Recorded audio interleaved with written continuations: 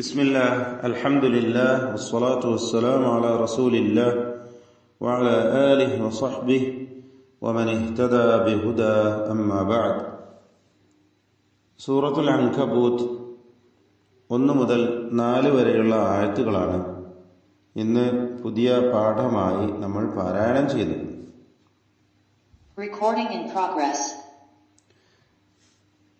ഈ ആയത്തുകളിൽ പാരായണപരമായി നമ്മൾ അറിഞ്ഞിരിക്കേണ്ട പ്രധാനപ്പെട്ട നിയമങ്ങൾ അഹ്കാമുത് തിലാവ സൂചിപ്പിക്കുകയാണ്. ബിസ്മില്ലാഹിർ റഹ്മാനിർ റഹീം. ബിസ്മി ഓതുമ്പോൾ റാഇന് തഫ്ഖീം കൊടുക്കുക എന്നത് ശ്രദ്ധിക്കേണ്ടതാണ്. ഹ വ്യക്തമായി അതിന്റെ മഖ്റജിൽ നിന്നും ഉച്ചരിക്കണം എന്നതും പ്രത്യേകം ശ്രദ്ധിക്കേണ്ട കാര്യമാണ്. അർ റഹീം എന്ന മക്സൂറത്തായ ഹ, കസ്റ നൽകപ്പെട്ട ഹ, റഹീം എന്ന് വ്യക്തമായി തന്നെ ഉച്ചരിക്കണം. പലപ്പോഴും അത് റഹീം എന്ന് ഓതി പോവാറുണ്ട്. ചുരുക്കി പറഞ്ഞാൽ എല്ലാ അക്ഷരവും അതിന്റെ കൃത്യമായ മഖ്റജിൽ നിന്ന് വ്യക്തമായി ഉച്ചരിക്കണം എന്നതാണ് സൂചിപ്പിക്കുവാനുള്ളത്. ശേഷം ഒന്നാമത്തെ വചനം അലിഫ് ലാം മീം. ഇവിടെ ലാം എന്നതിൽ നൽകപ്പെടുന്ന ദീർഘത്തിന്റെ പേരാണ് മദ് ലാസിം മുസഖൽ കലിമി. അൽ മദ്ദുൽ ലാസിമുൽ മുസഖലുൽ കലിമിയു അല്ലെങ്കിൽ മദ് ലാസിം മുസഖൽ കലിമി. ലാസിം എന്നാൽ ദീർഘാക്ഷരത്തിന് ശേഷം സ്ഥിരപ്പെട്ട സുകൂൻ ഉള്ള ദീർഘം. ലാസിം എന്നാൽ ദീർഘാക്ഷരത്തിന് ശേഷം സ്ഥിരപ്പെട്ട സുകൂൻ ഉണ്ടാകുമ്പോൾ അവിടെ നൽകപ്പെടുന്ന ദീർഘമാണ് ലാസിം. മുസഖൽ എന്നാൽ ശേഷം മുശദ്ദദത്തായ അക്ഷരമുണ്ടെങ്കിൽ ശബ്ദ നൽകപ്പെടുന്ന അക്ഷരമാണ് തൊട്ടു ശേഷമുള്ളതെങ്കിൽ അവിടെ മുസഖൽ എന്ന ഒരധിക നാമം കൂടി അതിന് വരുന്നു.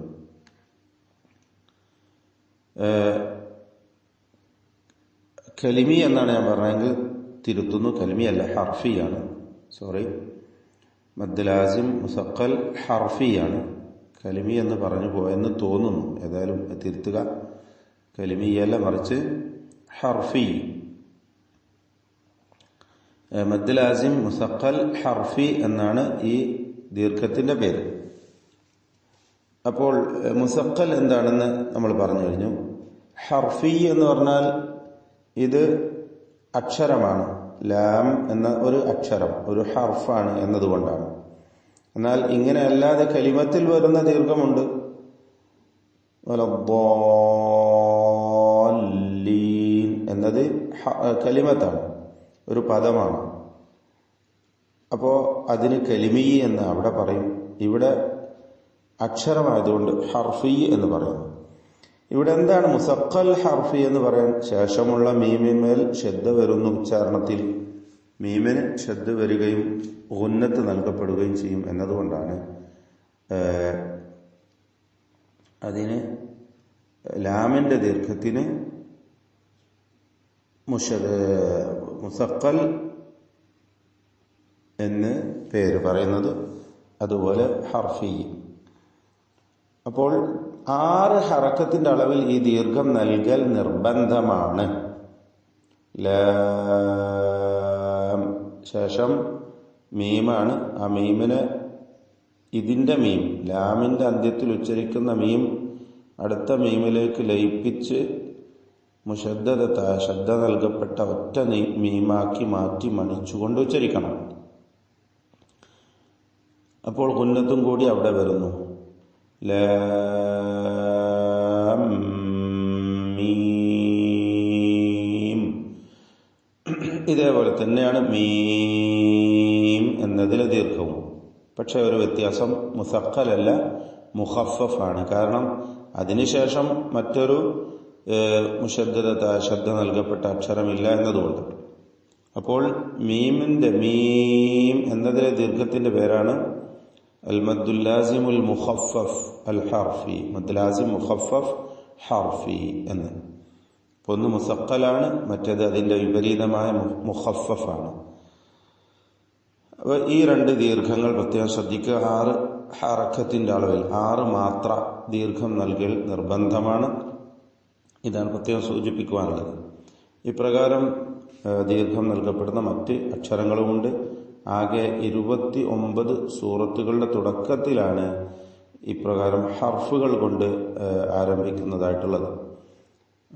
കേവല അക്ഷരങ്ങൾ കൊണ്ട്, ഹുറൂഫ് മുഖത്താ എന്ന് പറയപ്പെടുന്ന അക്ഷരങ്ങളെ കൊണ്ട് ആരംഭിക്കുന്ന 29 സൂറത്തുകളാണുള്ളത്.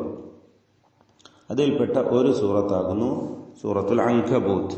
നമുക്കറിയാവുന്നതുപോലെ ബഖറ, ആലി ഇമ്രാൻ, അതുപോലെ ലുഖ്മാൻ, സജ്ദ തുടങ്ങിയ സൂറത്തുകളൊക്കെ അലിഫ് ലാം മീം എന്ന് പറഞ്ഞുകൊണ്ട് ആരംഭിക്കുന്നവയാണ്. നമ്മൾ ഇപ്പോൾ ഓതിക്കഴിഞ്ഞ സൂറത്തുർ റൂം അതും അങ്ങനെ തന്നെ. അപ്പോൾ ഇവിടെ അലിഫ് ലാം മീം എന്ന് 6 മാത്ര ദീർഘം നൽകൽ നിർബന്ധമാണ്. അഹസിബന്നാസു, നൂൻ മുഷദ്ദദയെ മണിക്കണം. ശബ്ദമുള്ള നൂനിനെ മണിച്ചുകൊണ്ട് ഉച്ചരിക്കണം. അഹസിബന്നാസു അൻ യുത്റകൂ, സാക്കിനത്തായ നൂനിന് ഇദ്ഗാം ബിഗുന്ന നാഖിസ് നൽകി യായിലേക്ക് ലയിപ്പിച്ച്, ഭാഗികമായി ലയിപ്പിച്ച് മണിച്ചുകൊണ്ട് ഉച്ചരിക്കണം. ഇദ്ഗാം ബിഗുന്ന. അൻ യുത്റകൂ, യുത് എന്ന് പറയുമ്പോൾ തായിന് ഹംസ്, ഷിദ്ദ തുടങ്ങിയ സിഫത്തുകളാണുള്ളത്. യുത്റകൂ എന്ന് ഖൽഖല വരരുത്. യുത്റകൂ, യുത്റകൂ. റായിന് തഫ്ഖീം കൊടുക്കണം, തടിപ്പിച്ച റായിന് ഉച്ചരിക്കണം. അപ്പോൾ അൻ യുത്റകൂ, അൻ യുത്റകൂ, അൻ യഖൂലു, യുത്റകൂ. ഈ ദീർഘമാകട്ടെ മദ് മുൻഫസിൽ ജായിസ് എന്ന ദീർഘമാണ്. വാവിന് 4 or 5 ഹറക്കത്തിന്റെ അളവിൽ ദീർഘം നൽകൽ അനുവദനീയമാണ്. ശേഷം അടുത്ത പദത്തിന്റെ ആരംഭത്തിൽ ഹംസ വന്നു എന്നതാണ് ഇതിനുള്ള കാരണം.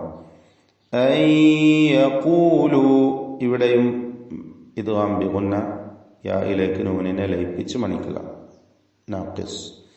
അൻ യഖൂലു ആമന്ന, യഖൂലു എന്നതിലെ ദീർഘം മദ് മുൻഫസിൽ ജായിസ്, നേരത്തെ വന്ന അതേ ദീർഘം തന്നെ. 4 or 5 ഹറക്കത്തിന്റെ അളവിൽ വാവിനെ ദീർഘിപ്പിക്കൽ അനുവദനീയമാണ്. ആമന്ന, നൂൻ മുഷദ്ദദ മണിച്ചുകൊണ്ട് ഉച്ചരിക്കണം. ആമന്ന വഹും ലാ യുഫ്തനൂൻ, വഹും ലാ, സാക്കിനത്തായ മീമിനെ ഇൽഹാർ ഷഫവി നൽകി മണിക്കാതെ വെളിവാക്കേണ്ടതാണ്. ലാ യുഫ്തനൂൻ, വഹും ലാ യുഫ്തനൂൻ, അല്പം പോലും മണിച്ചു പോകരുത്. വലഖദ് ഫതന്ന, വലഖദ്, ഖാഫിന് തഫ്ഖീം കൊടുക്കണം എന്നത് പ്രത്യേകം ശ്രദ്ധിക്കുക. ഖാഫിന് മാത്രമേ തഫ്ഖീമുള്ളൂ. കഴിഞ്ഞ വചനങ്ങളിലൊക്കെയും തന്നെ തഫ്ഖീം ചെയ്യേണ്ട അക്ഷരങ്ങൾ നമ്മൾ സൂചിപ്പിച്ചു, ബിസ്മിയിലും ഒക്കെ തന്നെ. ഈ തഫ്ഖീമിന്റെ ഹർഫുകൾ ഒഴിച്ച് മറ്റക്ഷരങ്ങൾക്കൊന്നും തഫ്ഖീം വരരുത്. അത് പ്രത്യേകം ശ്രദ്ധിക്കേണ്ട കാര്യമാണ്.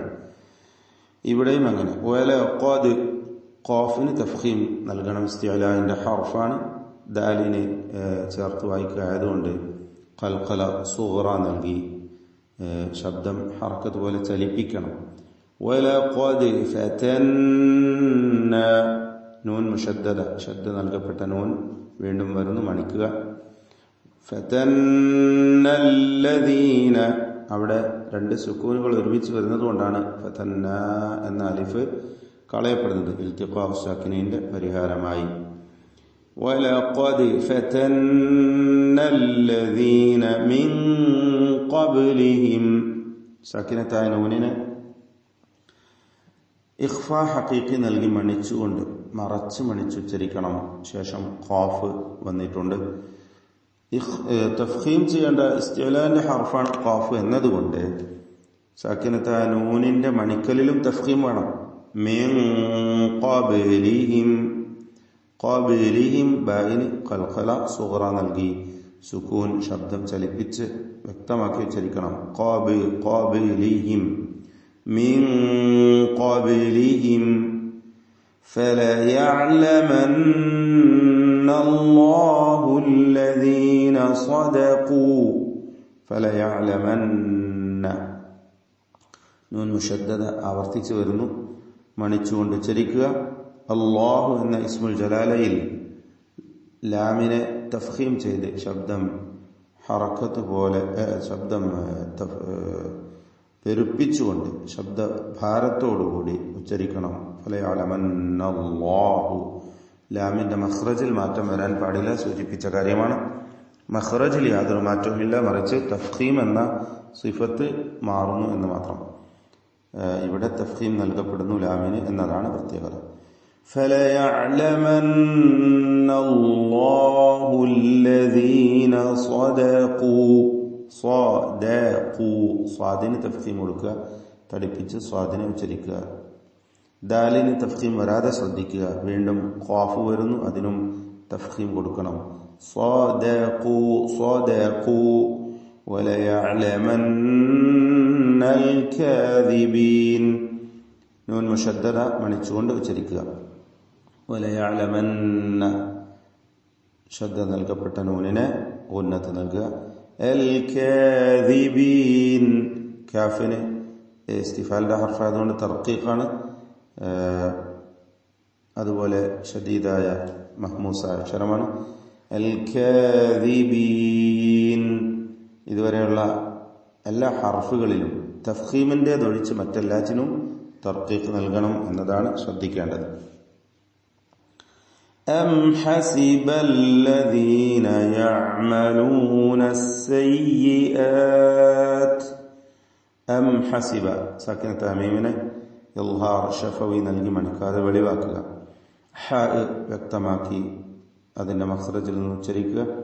الذين يعملون ഐന് വ്യക്തമായി മഖ്റജിൽ നിന്നും ഉച്ചരിക്കുക. يعملون السيئات യാ വ്യക്തമായി ഉച്ചരിക്കാൻ ശ്രദ്ധിക്കുക. സയ്യിആത്ത് എന്നൊരു കടുപ്പം കൂട്ടി ജീമു പോലെ ഒന്നും ആയി പോകരുത്. അസ്സയ്യിആതി അൻ യസ്ബിഖൂന അൻ എന്ന സാക്കിനത്തായ നൂൻ യായിലേക്ക് ലയിപ്പിച്ച് മണിക്കണം. ഇദ്ഗാം ബിഗുന്ന നാഖിസ്. യസ്ബിഖൂന നാൻ അധികം നീട്ടണ്ട. വഖഫിന് ആയാലും വസ്ലിലായാലും രണ്ട് ഹറക്കത്തിന്റെ അളവിൽ കൂടുതൽ അവിടെ ദീർഘിപ്പിക്കുകയില്ല. സാഅ മാ യഹ്കുമൂൻ സാഅ ഈ ദീർഘമാകട്ടെ മദ് മുത്തസിൽ വാജിബ് എന്ന ദീർഘമാണ്. അലിഫിനെ നിർബന്ധമായും 4-5 ഹറക്കത്തിന്റെ അളവിൽ ദീർഘിപ്പിക്കണം. ശേഷം ഹംസ ഒറ്റ പദത്തിലായി ചേർന്ന് വന്നതുകൊണ്ടാണ് ഈ ദീർഘം വന്നിട്ടുള്ളത്. മുത്തസിൽ എന്ന് പേര് പറയുന്നത്. മദ് മുത്തസിൽ വാജിബ്. മാ യഹ്കുമൂൻ ഹ വ്യക്തമാക്കി ഉച്ചരിക്കുക. റിഖ്വായ അക്ഷരമാണ്, അതോടൊപ്പം ഹൽക്കിന്റെ അക്ഷരമാണ്. യഹ്കുമൂൻ യഹ്കുമൂൻ എന്ന് വ്യക്തമാക്കുക. ബാറക്കല്ലാഹു ഫീക്കും.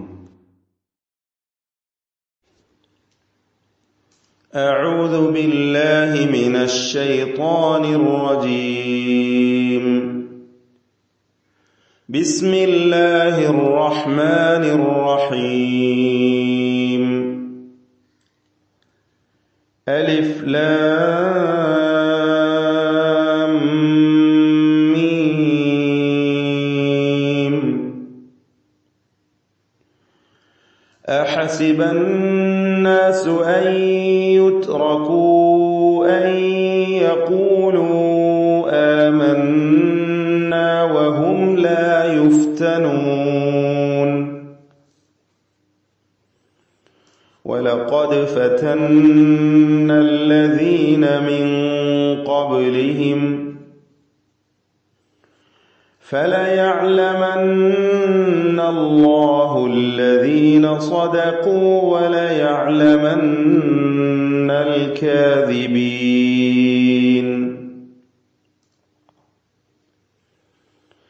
أم حسب الذين يعملون السيئات أن يسبقونا ساء ما يحكمون